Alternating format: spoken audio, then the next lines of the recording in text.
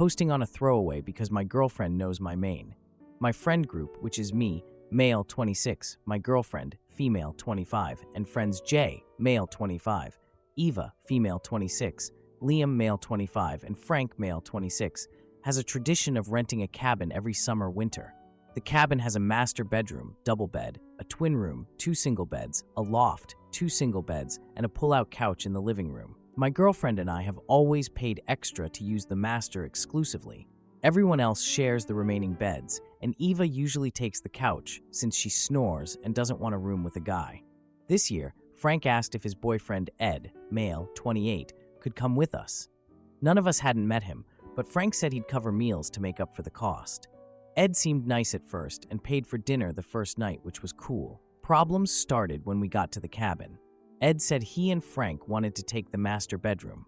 I told him, maybe a little harshly, that my girlfriend and I usually use it since we pay extra. Ed said he didn't get what the big deal was and that we could sleep in one of the single beds or the couch. These single beds are small and could not comfortably fit 2 people. Plus, Eva would have to share a room with one of the guys, and she didn't want to. Ed said that my GF and Eva could share the couch, and I could room with one of the other guys. I didn't want to room with a guy when my GF and I have been together a lot longer, and there's no reason for me to room with someone else in favor of a couple who's been together less than a year. Jay and Liam tried to help, like giving Ed and Frank the couch so they could sleep side by side, but Ed said he didn't feel comfortable in open spaces and insisted on the master. Ed and I argued more, and he called me homophobic, saying I didn't support his and Frank's relationship by not letting them share a room. I was about to shout when my girlfriend shut me up and told Ed we'd take the couch. We didn't see them much the rest of the trip. I mostly hung out with my GF and Eva on hikes. Ed and Frank used the master and left a few days early.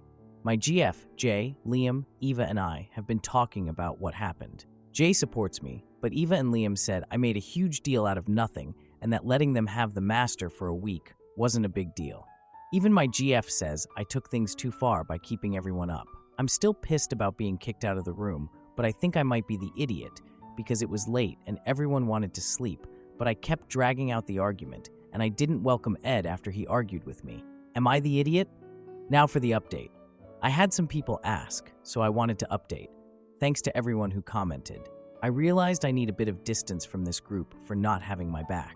On the money issue, I spent some time trying to work out the cost breakdown since many people asked about the numbers. All prices have been converted to USD. The total cost for the 7-night cabin stay was $1,744. My girlfriend and I covered half of that, 3.5 nights, and the other half was split between Frank, Liam, and Jay. Eva paid for gas. She drives a van for work, so she drove us all up, which came to $199. Ed paid for 3 meals and snacks, which came to $230, $157 for the first meal, and $73 for snacks and 2 fast food runs. What everyone paid: me, $436, girlfriend, $436, Frank, $290, $290.67, Eva, $199, Ed, $30. So Ed covered almost the cost of one night, but it was significantly less than my girlfriend and I paid for the master. The 6 of us have been going to this same cabin for 5 years, and before my GF and I got together, she and Eva used the master.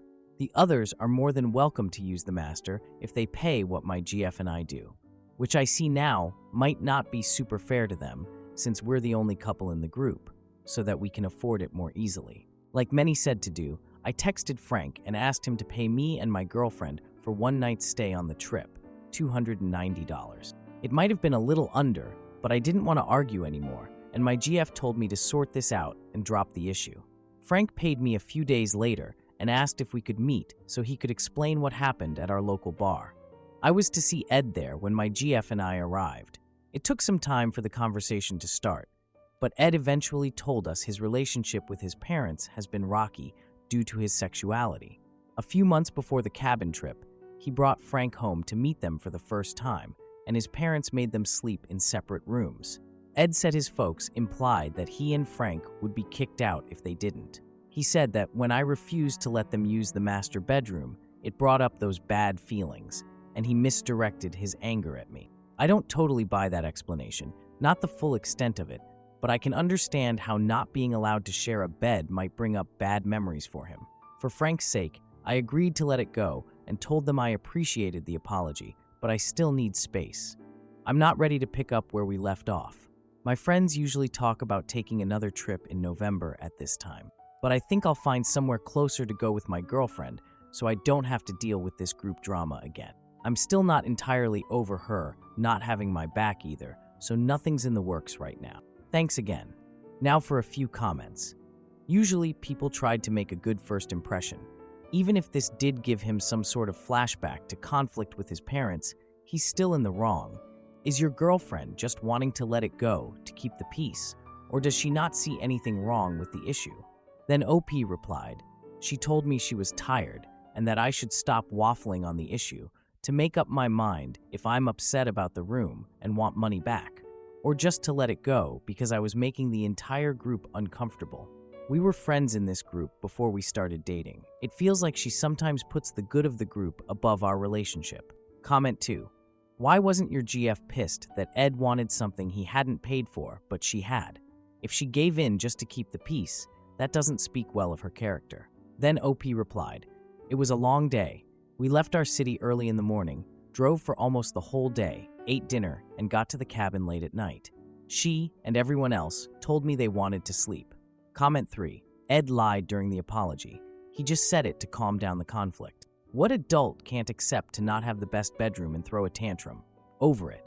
Especially at a friend's getaway that you don't even know. Ed is a piece of work. Your friends and your girlfriend should have backed you up. They are all idiots. Then OP replied, I might be a huge idiot, but I'm not sure why he'd lie about it. To save face? I don't think he's trying to make me see him in a better light, because I made it pretty clear what I thought about him when we argued on night 1 of the trip. Thanks though, it's nice to know I'm not totally in the wrong. Comment 4.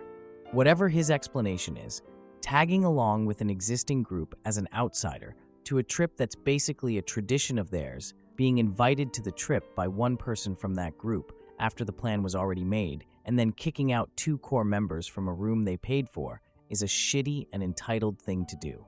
Comment 5. I read the original, and I just want to say that I'm taking your side over the GF. I would feel exactly the same way as you do. The fact that GF doesn't back you up doesn't necessarily mean she's wrong, but it does signal that you two have very different sets of values. Has this mismatch in values manifested in other areas of your relationship? It's something you are probably already reflecting on as you ponder your future with this person. I certainly would. Now for the next post. For context, I am female, 16, and my dad is male, 57. I love my parents a lot, and my dad and I have always had a bit of a strange relationship. He is not very good at communicating, and sometimes it feels like I can't talk to him about anything. This does bother me, but the real issue in our house is that my mom does everything.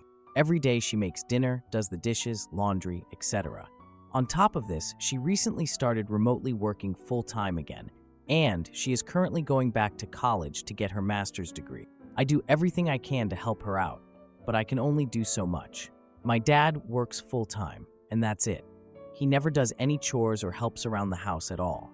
He does work a labor-heavy job, and I understand it's tiring, but he could at least give our dog a bath or make dinner for himself or something. Both my mom and I have said many times that we want him to help around the house, and he always says he will, but he never does anything. He did the dishes a couple times, but he didn't do it thoroughly enough, and there was still food on them, so my mom had to rewash them. I've honestly gotten really tired of this, as it's been going on for years. Well, here is where I might be the idiot. This happened 3 days ago. My mom was in class that night, so she hadn't gotten an opportunity to do the laundry yet, and there was a basket of dirty clothes in my parents' room. My dad offhandedly remarked, "Gee, there sure are a lot of dirty clothes laying around." This made me really annoyed. I told him that he was a grown man, and if he wanted clean clothes, he could do a load of laundry himself. My dad looked surprised at this and told me to calm down. I have a tendency of speaking harshly to people when I'm irritated, and this was unfortunately one of those moments. So I told him that, I swear to God, if you don't shape up and start doing some actual work around here, Mom is going to want a divorce. I knew immediately I shouldn't have said it, and he left the room looking really angry. Not sure if it's relevant, but he has been married 2 times before my mom. I told my mom about this, and she says that while he should do more work, what I said was really mean, and the divorce comment was completely unnecessary. When my dad got home from work the next day, I tried to apologize, but he completely ignored me and just went outside. It's been 3 days, and he hasn't said a word to me, even though I've tried to say sorry multiple times. My house is now really tense since my dad is also mad at my mom because he thinks she wants to get a divorce. I feel horrible, but honestly, deep down, I still agree with the comment I said to him. So, am I the idiot? Now for the update. Hello again. I made a post here about a week ago, and I thought it would be nice to give an update on what happened afterwards. First of all, I want to say thank you to everyone on my post who commented about their opinions on why I was or wasn't an asshole. Everyone was very kind, and you all gave great feedback. The verdict on my post ended up being not the idiot, though a lot of people said it wasn't my place to speak on behalf of my mom like that. After thinking about it, I agree. My dad was being a jerk, but I really shouldn't have put words in my mom's mouth. Now, for the update. About 2 days after I had posted on here, my parents sat me down and said they wanted to talk. I was prepared to get a lecture about how what I said was out of line, but that's not what happened. Apparently, the reason my dad had gotten so upset at the comment I made was that it hit a little too close to home. It turns out, my dad has been cheating on my mom for about a year with one of his coworkers, and my mom found out a few months ago. The reason she went back to work was because she needed financial independence to get divorced. They said they hadn't been planning on telling me, but my dad decided I was mature enough to know the truth and that I deserved to know. They said they would probably be separated by the end of the year. This situation was completely out of left field, to be honest, because while my dad might not have been the best at doing the dishes, I never thought he would have an affair. My dad has talked to me about how he was so sorry for what he's been doing and that he hoped I didn't view him differently. I've tried to be kind and not say any more unnecessary comments, but I did let him know that I was really disappointed in him. I needed to get out of the house, so I've been staying with my friend for the past couple of days and processing everything. So, while what I said to him might have been shitty, it resulted in me finding the truth about what was going on, so I'm kind of glad. I'm sorry that this update isn't the happiest or anything, but overall, I am doing okay. And thank you again to everyone who commented on my first post. I appreciate it a lot. Now for a few comments. Won't lie, I'm super curious how old OP's mom is. Then OP replied, my mom is 51, turning 52 in a few months. Comment 2. This just broke my heart for you, honey. Just know that you have people who care about you, because I know this is so confusing and you have so many emotions. Be brave though, for your mom, because she's been probably silently struggling inside for a while with this. I just hope for the best for y'all.